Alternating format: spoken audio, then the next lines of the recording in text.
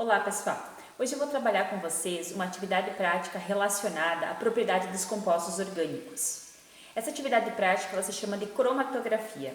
É uma atividade bem simples, mas que a gente pode aplicar com canetinhas, tá? Mas que a gente pode perceber a polaridade dos compostos, especialmente no que diz respeito da regra da solubilidade, em que compostos semelhantes dissolvem semelhantes, ou seja, compostos polares vão dissolver alguns outros compostos polares e compostos apolares irão dissolver compostos que sejam mais apolares.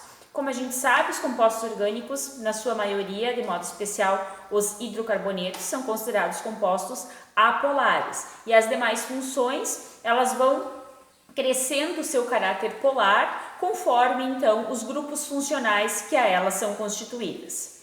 Bom, pessoal, o que a gente tem que lembrar então e compreender? Além dessa parte então da polaridade, nós temos que entender como funciona a técnica da cromatografia. A técnica da cromatografia, a gente vai utilizar coisas bem simples, como por exemplo uma régua, um potinho plástico, tá? Aqui eu já coloquei o álcool, que é um solvente. Nesse caso eu coloquei o álcool 100%, que ele é um composto de certa forma bipolar, mas como a gente sabe que o etanol ele tem 2 carbonos, ele acaba tendo um caráter mais polar do que apolar, tá? E esse princípio da cromatografia, ele vai, além de utilizar então o papel filtro, que vai um papel poroso, que vocês podem encontrar até mesmo nos filtros de café, utilizarmos canetinhas, um solvente orgânico, que no caso eu vou usar o álcool, e um potinho plástico e um papel alumínio para nós taparmos então depois o nosso frasco. Esses são os materiais básicos que a gente vai utilizar, tá? Mas no que consiste a técnica da cromatografia? Além da separação de cores, que é a obviedade de vocês, ela explica um fenômeno que acontece relacionado às propriedades dos compostos orgânicos. Que fenômeno é esse? Primeiramente, que ela está baseada numa fase estacionária e uma fase móvel. Qual é a fase estacionária? Então, a fase estacionária vai ser, então, o papel filtro, que é esses que eu coloquei aqui para vocês, tá?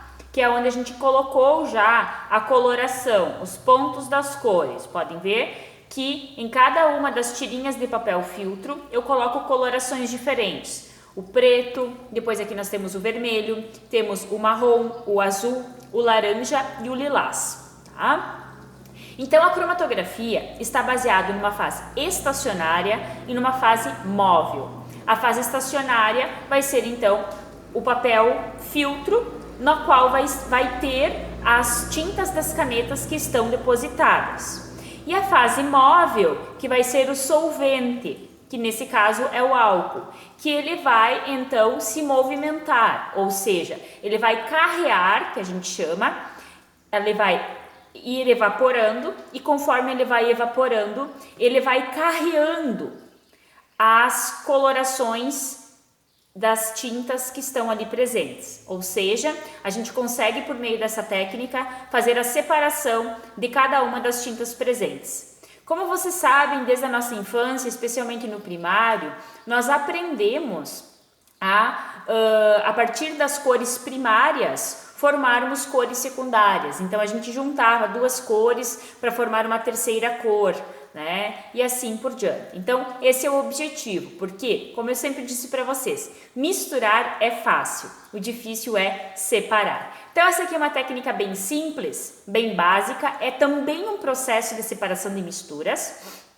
mas que vai explicar muito bem a polaridade e vai confirmar algumas informações que vocês viram também em sala de aula. Bom, na química não existe só a cromatografia em papel. Essa é um tipo de cromatografia em papel. Existem outros tipos de cromatografia. Nós temos a cromatografia em camada delgada, que a gente usa, ao invés de utilizar o papel filtro, nós utilizamos uma sílica, que é um material poroso especial, tá? Para separar, por exemplo, constituintes de misturas de extratos de plantas, por exemplo. Tá? A gente consegue utilizar, a partir desta sílica, usamos esse mesmo processo aqui, um pouco diferente, com algumas metodologias, tá? E alguns critérios diferentes, a gente consegue promover sim a separação desses constituintes. Conseguimos, por exemplo, identificar a presença do eugenol no cravo da Índia, tá? Do clorofileno e assim por diante. Existem outros tipos de cromatografias mais evoluídas, tá? E também mais caras, mas que geram resultados extremamente satisfatórios dentro, então, das indústrias químicas, que é a cromatografia a gasosa, tá? Que é o CG, e a cromatografia fina.